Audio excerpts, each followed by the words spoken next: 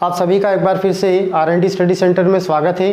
आज की क्लास में हम लोग 12th फिजिक्स से चैप्टर 3 से सेलों का श्रेणी क्रम एवं समांतर क्रम संयोजन क्या होता है अच्छे से पढ़ने वाले हैं। तो चलिए स्टार्ट करते हैं आज की क्लास और देखते हैं कि सेलों का श्रेणी क्रम एवं समांतर क्रम क्या होता है, किस प्रकार से इनका संयोजन होता है और तुल्य धारा का व्यंजक क्या बनता है।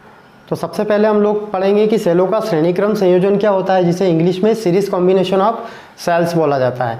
तो यहाँ हम लोगों को सबसे पहले संयोजन समझना पड़ेगा कि किस तरीके से सेल श्रेणी क्रम में जुड़ते हैं। तो देखिए मैंने एक डायग्राम बना रखा है आप लोगों के सामने, जहाँ पे 3 प्रकार के सेल जो है एक दूसरे से श्रेणी क्रम में जुड़े हैं।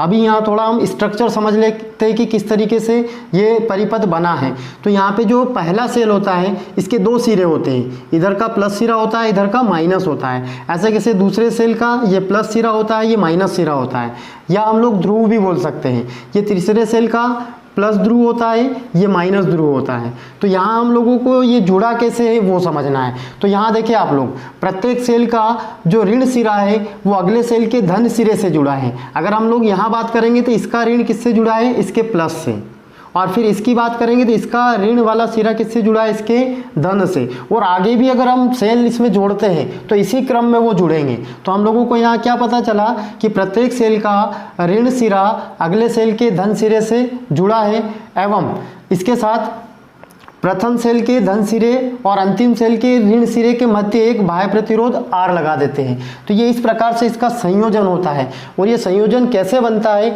ये हम लोगों को कभी भी याद नहीं करना है, ये हम लोगों को डायग्राम से लिखना है, जैसा कि मैंने अभी आप लोगों को बताया है। सेलों का श्रेणी क्रम समझने के बाद कि सेल किस तरीके से श्रेणी क्रम में जुड़ते हैं, आगे हम बात करेंगे धारा का व्यंजक क्या बनेगा, मतलब जो इस परिपथ में धारा प्रवाहित होती है उसका फार्मूला क्या बनेगा, हम उसकी बात करेंगे। तो उसके लिए हम लोग डायग्राम से ये नोट करेंगे और ये हम लोगों को कभी भी याद नहीं करना है, डायग्राम से ही नोट करना है। देखिए किस तरीके से, माना n सेल श्रेणी क्रम में जुड़े हैं, यहाँ हम लोगों ने 3 सेल जोड़ रखे हैं, लेकिन हम लोग ऐसा मान रहे हैं कि इसके आगे और भी सेल हम लगा सकते हैं, तो वहाँ पे n सेल बोलेंगे। तो माना n सेल श्रेणी क्रम में जुड़े हैं, प्रत्येक सेल का विद्युत वाहक बल E है। यहाँ पे आप लोगों को दिख रहा होगा कि सभी के लिए क्या है, विद्युत वाहक बल E है, तथा आंतरिक प्रतिरोध क्या है उनके लिए, स्मॉल r है, सभी के लिए स्मॉल R है, तथा परिपथ में बाह्य प्रतिरोध R जुड़ा है। ये जो कैपिटल R है ये बाह्य प्रतिरोध होता है और इसमें से धारा कौन प्रवाहित होती है, I। ये धारा यहाँ से जो है इस तरीके से प्रवाहित होगी तो वो R में से भी प्रवाहित होकर आगे निकलेगी और हमेशा धारा जो है प्लस सिरे से प्रवाहित होती है। तो जब ये तीनों सेल से धारा आएगी तो वो इस क्रम में कंटिन्यू प्रवाहित होती रहेगी। तो आगे हम लोग तुल्य धारा का व्यंजक निकालेंगे। उसके लिए हम लोग कहाँ से स्टार्ट करेंगे, तो आप लोग देखें कि यहाँ पे जितने भी सेल जुड़े हैं ये जुड़ने के बाद एक समूह बन गया है, या फिर हम लोग इसको एक बैटरी बोल सकते हैं, या तो समूह बोल सकते हैं या बैटरी बोल सकते हैं। तो आगे हम लिखेंगे कि बैटरी का कुल विद्युत वाहक बल, अभी क्या है सबके लिए अलग अलग देखेंगे तो E है, लेकिन साथ में सेल कितने जुड़े हैं, श्रेणी क्रम में N जुड़े हैं, तो सबके लिए क्या रहेगा, विद्युत वाहक बल वो NE हो जाएगा। मतलब एक सेल के विद्युत वाहक बल से जितने सेल जुड़े हैं उनका हम मल्टीप्लाई कर देते हैं तो वो सभी सेल के लिए विद्युत वाहक बल आ जाएगा, मतलब उस बैटरी के लिए विद्युत वाहक बल आ जाएगा। ऐसे कैसे हम लोग बैटरी के लिए बैटरी का कुल आंतरिक प्रतिरोध निकालेंगे, आंतरिक प्रतिरोध निकालेंगे तो देखिए आप लोग क्या बनेगा। प्रतिरोध में फिर से एक सेल का प्रतिरोध कितना है, R है, और सेल कितने जुड़े हैं, N जुड़े हैं। तो उस R से अगर N का मल्टीप्लाई कर देते हैं तो वो जो जितने भी बैटरी में सेल लगे हैं उन सब का क्या आ जाएगा, आंतरिक प्रतिरोध आ जाएगा। अभी हम लोगों ने बैटरी का कुल आंतरिक प्रतिरोध निकाला। यहाँ पे देखिए आप लोग एक बाह्य प्रतिरोध R भी लगा है, तो ये भी धारा का विरोध करेगा। तो यहाँ पे परिपथ का कितना प्रतिरोध बनेगा वो देखिए, परिपथ का कुल प्रतिरोध। तो यहाँ क्या करना है, दोनों प्रकार के प्रतिरोध को प्लस करना है। कौन सा, कैपिटल R प्लस जो कुल आंतरिक प्रतिरोध यहाँ पे आया है NR, इन दोनों को प्लस कर देंगे। अब हम निकालेंगे परिपथ में प्रवाहित धारा, परिपथ में प्रवाहित धारा जिसका फॉर्मूला बनाएंगे I इक्वल में, ऊपर नोट करना है बैटरी का कुल विद्युत वाहक बल, और इसके अपॉन में आएगा परिपथ का कुल प्रतिरोध। क्या नोट करेंगे यहाँ पे? कुल प्रतिरोध, और वो किसके लिए रहेगा? परिपथ के लिए रहेगा। अभी वैल्यू रखेंगे, देखिए आगे तो I इक्वल में क्या बनेगा यहाँ पे? बैटरी का कुल विद्युत वाहक बल N ही आएगा, और नीचे अगर कुल प्रतिरोध की बात करेंगे तो R प्लस में स्मॉल NR आएगा। ये हम लोगों का यहाँ पे बनेगा तुल्य धारा या परिपथ में प्रवाहित धारा का व्यंजक बनेगा। आगे हम लोग इसमें पढ़ने वाले हैं कि किस तरीके से ये जो धारा होती है प्रवाहित होती है, इसका मान अधिकतम होता है और कब न्यूनतम होता है। मतलब दो स्थितियां बनती है, और एग्जाम में जो क्वेश्चन बनता है वो पूरा बनता है आप लोगों का कि सेलों का श्रेणीक्रम संयोजन क्या है, तुल्य धारा का व्यंजक ज्ञात कीजिए, जो अभी अपनों ने निकाला है, और आगे पूछता है कि कब या किस स्थिति में धारा का मान अधिकतम होता है। यहाँ पे दो स्थितियां बनेगी कि धारा का मान कब अधिकतम होगा और धारा का मान कब न्यूनतम होगा, वो अच्छे से समझने वाले। तो मैं सबसे पहले यहाँ पे नोट कर रहा हूँ केस फर्स्ट या स्थिति फर्स्ट की बात करेंगे तो वहाँ पे R less than capital R, मतलब आंतरिक प्रतिरोध का मान बाह्य प्रतिरोध की तुलना में बहुत कम हो, और बहुत कम होता है इसका मतलब ये नगण्य होता है। तो इसको हम लोग क्या मान लेते हैं? यहाँ पे शून्य के लेवल में मान लेते हैं। तो यहाँ पे जो R होगा वो 0 होगा। तो देखिए यहाँ पे धारा क्या बनेगी? वो बनेगी N ही के अपॉन में कैपिटल R। यहाँ से हम लोग N को अलग करते हैं तो यहाँ E के अपॉन में R आएगा, और ये E के अपॉन में जो R आता है ये भी एक प्रकार की धारा होती है। हम लोग अगर ओम के नियम से V इक्वल में RI से अगर I की वैल्यू निकालते हैं तो V के अपॉन में क्या आता है? R आता है। मतलब धारा का फॉर्मूला क्या होता है? विभवांतर के बटे में प्रतिरोध। तो ऐसे कैसे ये जो E है ये भी एक प्रकार का विभवांतर है जिसको हम विद्युत वाहक बल बोलते हैं। तो यहाँ पे अगर E के अपॉन में R की बात करते हैं तो ये एक सेल से प्रवाहित धारा है, एक सेल से प्रवाहित धारा है। और यहाँ पे एक सेल से जो धारा प्रवाहित हो रही है उसमें जितने सेल जुड़े हैं मतलब N उसका मल्टीप्लाई हो रहा है। इसका मतलब यहाँ पे धारा का मान बढ़ेगा या धारा अपने को क्या प्राप्त होगी? अधिकतम धारा प्राप्त होगी। तो इस स्थिति में हम लोगों को धारा जो मिलेगी वो मैक्सिमम मिलेगी, और उसके लिए फार्मूला जो बनेगा E के अपॉन में R आएगा। और वो स्थिति क्या रहेगी? तो वो स्थिति ये रहेगी जहाँ पे हम लोग कहेंगे कि यदि आंतरिक प्रतिरोध का मान बाह्य प्रतिरोध की तुलना में बहुत कम हो तो उस स्थिति में उस परिपथ से प्रवाहित धारा का मान अधिकतम होता है। आगे हम बात करेंगे सेकेंड स्थिति की, मतलब कि केस सेकेंड। तो केस सेकेंड में अगर R small r greater than capital R, मतलब आंतरिक प्रतिरोध का मान बाह्य प्रतिरोध की तुलना में बहुत ज़्यादा हो, इसका मतलब ये R जो होगा कैपिटल R बाह्य प्रतिरोध ये नगण्य होगा। तो इसको हम लोग क्या मान लेंगे? 0 मान लेंगे। तो जब कैपिटल R 0 होगा तो यहाँ से देखें हम लोगों को धारा का फार्मूला क्या मिलेगा? वो मिलेगा NE के अपॉन में N स्मॉल r, क्योंकि R क्या होगा? कैपिटल R 0 के बराबर होगा। तो यहाँ पे N से N क्या होगा?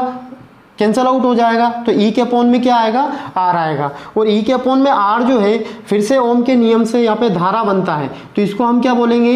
एक सेल से प्रवाहित धारा, एक सेल से प्रवाहित धारा।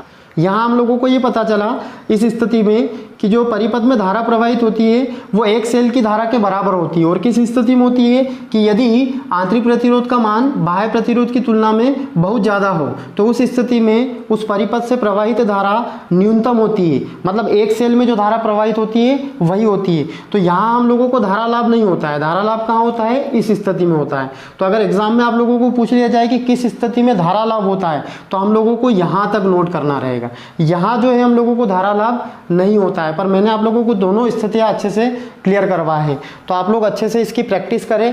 आज की क्लास का सेकंड टॉपिक हम पढ़ेंगे सेलों का समांतर क्रम संयोजन क्या होता है। तो देखिए मैंने यहाँ पे आप लोगों के सामने एक डायग्राम बना रखा है। इसमें जो सेल जुड़े हैं वो समांतर क्रम में जुड़े हैं। यहाँ पे 3 प्रकार के सेल जुड़े हैं और ये समांतर क्रम में जुड़े हैं। इनका विद्युत वाहक बल E है और सभी का आंतरिक प्रतिरोध क्या है?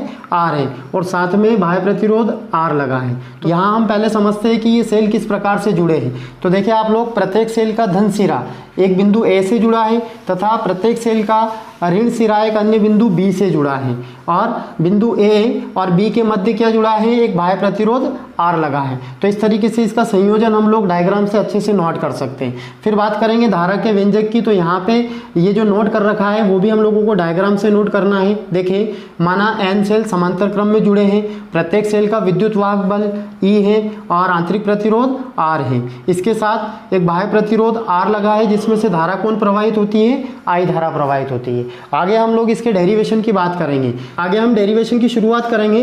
तो यहाँ पे ये सेल जुड़ने के बाद क्या बना है, एक बैटरी बना है। तो यहाँ पे निकालेंगे हम बैटरी का कुल विद्युत वाहक बल, और यहाँ पे जो विद्युत वाहक बल बनेगा वो E बनेगा। यहाँ पे n का मल्टीप्लाई नहीं होगा, जैसा कि श्रेणी क्रम में अभी हम लोगों ने n का मल्टीप्लाई करा था, यहाँ पे नहीं होना है क्योंकि यहाँ पे जो सेल जुड़े हैं उनके सबके प्लस सिरे एक बिंदु से जुड़े हैं, वैसे वैसे माइनस सिरे एक अन्य बिंदु से जुड़े हैं।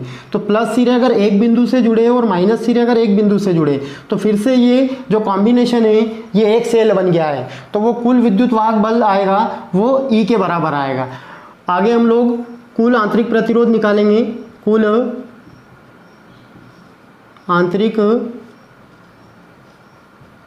प्रतिरोध, तो यहाँ पे जो आंतरिक प्रतिरोध निकालेंगे वो हम लोगों को डायग्राम में देखना है कि यहाँ पे जो सेल अगर समांतर क्रम में जुड़े हैं तो उनके जो आंतरिक प्रतिरोध हैं वो भी समांतर क्रम में जुड़ेंगे।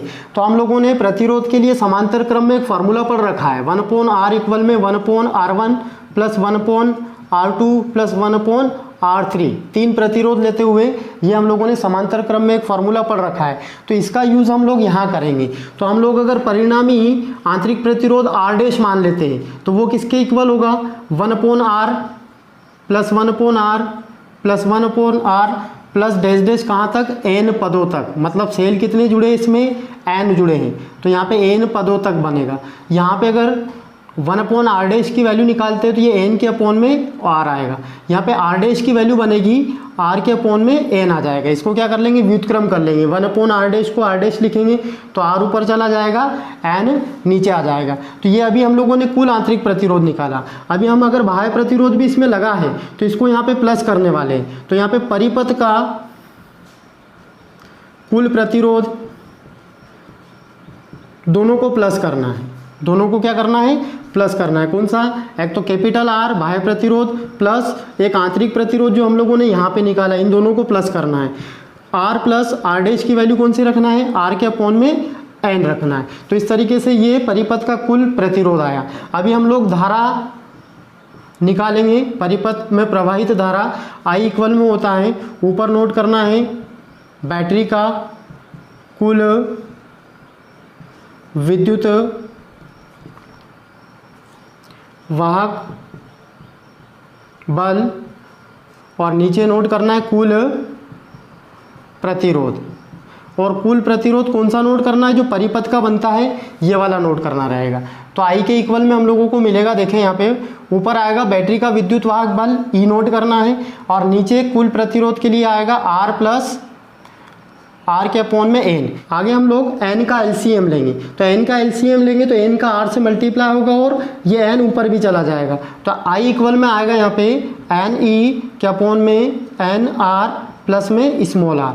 और ये जो आई का फॉर्मूला बनता है यही हम लोगों का डेरिवेशन बनेगा, मतलब सेलों के समांतर क्रम में संयोजन में तुल्य धारा का व्यंजक बनेगा। यहाँ भी हम लोग दो केस की बात करेंगे कि कब धारा का मान अधिकतम होगा और कब धारा का मान न्यूनतम होगा। तो देखिए मैं यहाँ से 1 बाय 1 बता देता हूँ। अगर केस फर्स्ट की बात करते हैं, केस फर्स्ट में फिर से R less than capital R, मतलब आंतरिक प्रतिरोध का मान बाह्य प्रतिरोध की तुलना में बहुत ज़्यादा कम हो, मतलब इसकी उपेक्षा करने पर। तो यहाँ से धारा का फार्मूला क्या बनेगा, देखिए आप लोग, यहाँ पे स्मॉल r क्या है, 0 है। जैसे इसको 0 रखेंगे तो यहाँ पे एन ई के अपॉन में आएगा एन कैपिटल R, एन से एन कैंसिल होगा तो ई के अपॉन में क्या आएगा, R आएगा।